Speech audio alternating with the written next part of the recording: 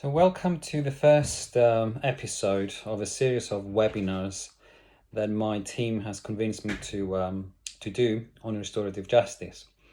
My name is Theo Gavrielides and I've been studying restorative justice and writing about it for quite a long time. I'm not going to reveal my age, but it has been a very interesting, I would say, journey. When I started it a long time ago, when restorative justice, even here in the UK, was, a novel concept, and now suddenly we're all talking about it. So the intention of this webinars is to talk a bit about restorative justice in a probably more accessible way than my sometimes convoluted writings and books, which I very much enjoy and I will continue writing, but also to unpack specific themes within restorative justice. And the first thing that this webinar is going to address is restorative justice and mental health. I will speak a little bit about restorative justice before I address the topic, but I want to say why I have chosen mental health, and it wouldn't be the first topic that someone will think about when they talk about restorative justice. But here we are, 3 months now, locked in our homes because of a unique situation that the world had experienced, and that's the COVID-19 pandemic. We had to stay at home and challenge ourselves and our relationships. We tried to change our lives, and lives are not going to be the same. And as an impact, one of the impacts that COVID-19 pandemic has had, apart from the deaths and the people who have been affected by the virus, is the actual mental health of everybody. And probably for the first time, we started thinking about mental health not as a stigma, because when we say the word mental health, the first thing that comes to our mind is probably that somebody's crazy or has some sort of serious communication or behavioral issue. Well, here we are locked in our homes, facing at least one type of mental health, whether it's depression or sadness or anxiety or fear, or even the experience of somebody getting ill, losing somebody. That is one of the examples of experiences for mental health. So I want to talk about what restorative justice has to do with mental health. But before I do so, we all kind of assume, us who are in the restorative justice world, that restorative justice is known to everybody, and yet it's not. So just want to say what I think restorative justice is, and probably there have been many books, probably more books than for any other concept on what is restorative justice. Even my own PhD was about defining and understanding restorative justice many years ago. And a few years ago, when I was attending one of the unique experiences of my lives and events that I organized with one of my best friends and colleagues in the form of a symposium where different people came together to reflect through a Greek unstructured philosophical way about concepts such as justice. And at that point it kind of hit me, and I said, why we were trying to define something that is not definable and maybe shouldn't be. And that kind of agrees with the definition that I was then attempting to create back in 2001 with a book that the United Nations then published, Restorative Justice Theory and Practice, addressing the discrepancy, where over 200 practitioners from around the world said that we think restorative justice is an ethos. Nobody said it's a practice, nobody said it's a theory, they said it's an ethos, and that's a word that, at least in the Greek dictionary, means way of doing things, is what comes from within us, and is how we go about doing our relationships and relate to each other. And that's the approach that I have when it comes to restorative justice. Obviously, it has been implemented mostly within the criminal justice system, but now as it expands into schools and educational institutions, universities, employment, and so on, we all started to ask questions about the nature of this concept as a justice concept, but also a concept that helps us form better relationships, but also fix relationships independently of what these relationships are. Then there might be relationships that have been broken because of what our criminal justice system will call criminal offense, or just because, there is some sort of disagreement. And I wanted to make this introduction because it links with the issue of mental health. And restorative justice, in my eyes, is really an ethos and a process where the balance of what everybody has, and that is called power, is restored. And that restoration of balance happens through different means that are not necessarily structured. For example, we rebalance that through a dialogue, and that dialogue might not have a specific form. It might be scripted or not, it might be prompted or not, it might be guided or not, but it's a dialogue that has one principle: that we all come together on an equal footing, without hats and without roles, to acknowledge that something has happened and we need to come together to remove the power and rebalance it in order for that distortion to be fixed. And as a result, we get different benefits, and some of these benefits might be the healing, the forgiveness, the restoration of the harm, and so on. Having said that, I'm one of those people that keep saying that it's not for everybody. And to have an honest dialogue or a restorative justice process that has meaning, you need to want it and you need to be informed. And that process takes time and takes a lot of courage and a lot of energy. But I will not go into this in this webinar. I will have another webinar about the process of entering into a restorative justice dialogue. I do want to say one more thing though, why I'm doing what I'm doing, because people keep asking, you are a lawyer, you run this organization and so on. And I stay outside of universities and, structural ways of doing my business, because I believe in the power of individual. And that power of individual, especially when it comes to restorative justice and justice more generally, is unique. I can only describe it with a tale, and that's the tale of the hummingbird. And if you haven't come across the hummingbird's tale, it's an amazing story. It takes only a few seconds, so I'm going to read it.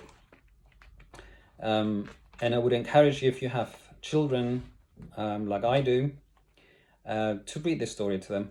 And read it over and over and over again and discuss it, because at least in my case, is why I'm doing what I'm doing, and I hope I'm doing something good that makes a difference and makes our lives worthwhile. So the story goes, the terrible fire raged and burned. All of the animals were afraid and fled from their homes. The elephant and the tiger, the beaver and the bear all ran, and above them the birds flew in a panic. They huddled at the edge of the forest and watched. All of the creatures gathered except one. Only Tututikia, the little hummingbird, would not abandon the forest. She flew quickly to the stream. She picked up a single drop of water in her beak. She flew back and dropped the water on the fire. Again, she flew to the stream and brought back another drop, and so she continued back and forth, back and forth, back and forth. The other animals watched her tiny body fly against the enormous fire and they were frightened. They called out to the little hummingbird, warning her of the dangers of the smoke and the heat. "What can I do?" sobbed the rabbit. "This fire is much too hot." "There's too much smoke," howled the wolf. "My wings will burn. My beak is too small," cried the owl. But the little hummingbird persisted. She flew to and fro, picking up more water and dropping it bit by bit onto the burning forest. Finally, the big bear said, "Little hummingbird, what are you doing?" Without stopping, she looked down at all the animals and she said, "I'm doing what I can." Don't let anyone tell you that you're too small, that you are a migrant, that you are from a minority community, that you're disabled, that you are uneducated, that you're young, that you're old, to do what you think should be done to bring justice and rebalance power. That's where I want to start from and move now on to the issue of mental health. And as I said, we all experience at some point in our lives, and especially now, some sort of mental health issue. They are endless, and they can be from the simplest and most insignificant mental health issue to the most complicated one, which is where we see these individuals being institutionalized, put in homes, and where the power in those homes and the relationship between the mental health patients and the professionals becomes so complicated that justice often is forgotten. So we have initiated at least 2 projects at the organization that I founded a few years ago called Restorative Justice for All. And literally, it is something that I hope we're doing. We're providing restorative justice for all. And with the funding and support of the European Commission, we started a project, which you can check on our website, called Mental Health Matters. And what we're trying to achieve with this project is to use the restorative justice concept to help mental health professionals to do a better job, not that they're not doing a good job, but a better job when helping patients with mental health issues, including themselves. And how did we bring these 2 concepts together? Well, having experienced different forms through which restorative justice can be exercised, I was very, very impressed how easily art, and by art, I mean any type of art, from drawings to music to theatre, through art, express, bring dialogue and rebalance the power that restorative justice is meant to rebalance and restore. And I have seen forms of art that I would only call restorative justice art or restorative art. The concept does not exist. It's something that I created in my head simply because I saw it restoring the harm, the pain, but also the power imbalances that exist between somebody who is trying to help and somebody who is in need. And why is this important? Because we are looking at structural powers within institutions that are set up, funded to support those who are in need, and in this case, mental health patients. And if there is a solution, if there is a way, an optional way that can balance that power, not eliminate it, because that power is everywhere and it can never be eliminated, and I start from that premise. then why not use that tool to make things better and improve services? So the project is trying to look at what is happening, both through a review of the literature, but also through interviews and fieldwork with professionals and artists, to see different kinds of models that use this therapeutic art-based work that may have some restorative justice principles in it and helps to balance the power between the professional and the mental health patient. And I want to bring those examples forth. Why? Because we always learn from examples and case studies and from each other, independently of where we are, if we are in the UK, in Europe, in Canada, in the little village in Noland. We learn from our practices and by sharing those practices. And through this sharing, we create training for those who want to take it for free and empower themselves to deliver a better service for mental health patients. So why mentioning restorative justice when you can just say therapeutic approaches or art or whatever?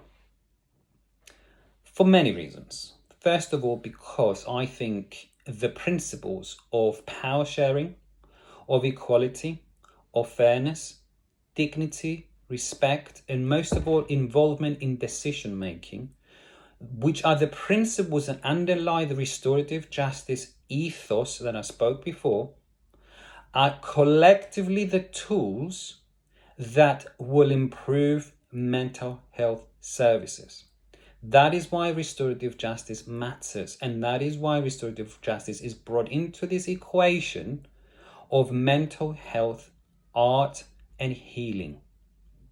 And there are examples already, and we have found examples already. It's how we now articulate those examples in a way that makes sense, but also in a way that is reliable, evidence-based, and takes responsibility when they are being piloted and exercised independently again of location. Another reason why I'm using restorative justice, and I will wrap this up, because I don't want these seminars to go for more than 20 minutes. I promised that I would keep them within the short period of time and try and make them as interesting and as effective. Please do bear with me, as this is the first one, and hope that the following webinars will be a lot more fun. I'll come up with different ideas and get your feedback, but do leave feedback, please. So I said why there is another reason I want to bring restorative justice and how it comes into the equation. Because restorative justice challenges our roles and our professions. And people who work not just in the mental health business as professionals, but even restorative justice practitioners themselves, and that's why sometimes I'm not popular within the restorative justice movement. We protect our turf, we protect our expertise. We are set by default, without thinking, to be defensive of our practices. And restorative justice is about letting, first of all, our own power and sharing our knowledge, our roles, our place with the people that we're there to serve. And if mental health professionals, through the restorative justice process, can accept that and learn from those they're trying to help, then I really deeply believe that there is much room for improvement, not just for the patient and the mental health field, but also for themselves. I have seen it with the practitioners, the restorative justice practitioners, with criminal justice practitioners, with educators who let go the power and their role, and they share it with the victim, with the offender, independently of what they've done, with their child. My son all the time doesn't like to tidy up his bedroom. What do I do as a parent? I can either impose a penalty and make him feel bad about it, or I can sit down, share my power, and try and negotiate a solution that will make sense to everybody. That is what I am talking about when I say power sharing and involvement in decision making, and why restorative justice is important to bring into the equation of mental health, restorative art or restorative justice art, healing, and the institutions that provide these services for mental health patients. I hope you have found this webinar useful. As I said, do leave feedback. The next webinar will be on race and power.